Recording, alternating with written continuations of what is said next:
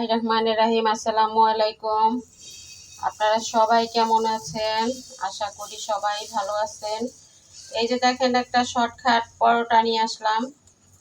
আপনারা তো জানেন আমার বড় ছেলেটা অসুস্থ, কিছুই খায় না। চেঞ্জ করে করে দিচ্ছি যে কোনটা খায়, কোনটা মুখে ভালো লাগে। তো আসলে যখন দেখবেন যে হাতে একটু কম সময় বা ভালো লাগতেছে না, কিন্তু করতেই হবে, তখন আপনারা এইভাবে পরোটা রুটি করে খেয়ে ফেলবেন।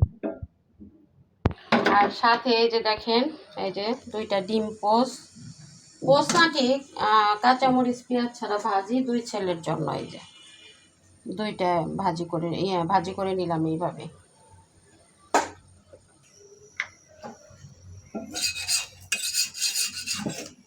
এটা হলো শর্টকাট, সময় বাঁচানোর রুটি বা পরোটা যে যেটাই বলেন। খেতে কিন্তু খারাপ লাগে না, খেতে কিন্তু ভালো লাগে। আমার বড় পুত্রজন তো আপনার কখনোই সাদা রুটি খায় না, সে তেলে ভাজা ছাড়া কোনো খায় না, রুটি খায় না।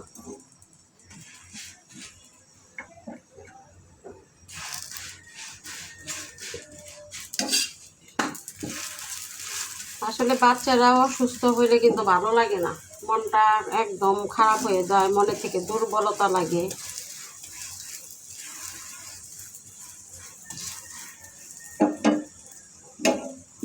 আর না খেতে পারলে তো আরো খারাপ লাগে। নিজের কষ্ট হইলেও মনে হয় যে কি করলে একটু খেতে পারবে।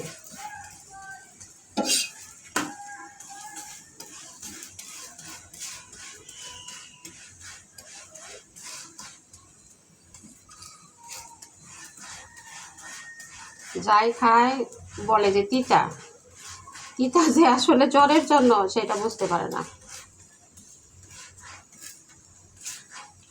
খাবার তিতা বলে,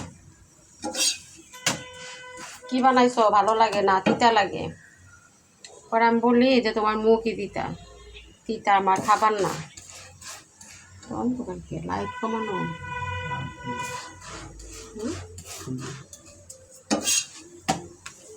ব্রাইটনেসটা বাড়াই দেবো না।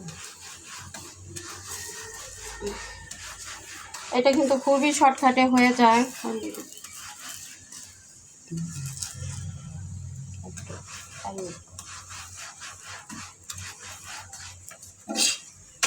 একটু যদি আপনারা আস্তে জালটা দেন তাহলে কিন্তু মচমচে হবে, ফুলবে না কিন্তু মচমচে হবে।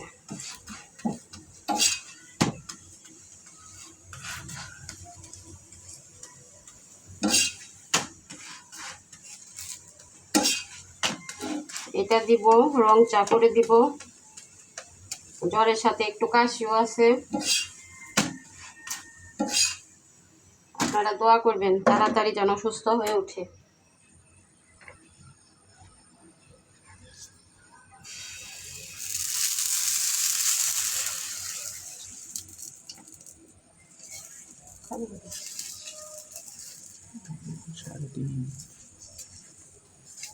তো সবাই ভালো থাকবেন, সুস্থ থাকবেন, নিরাপদে থাকবেন।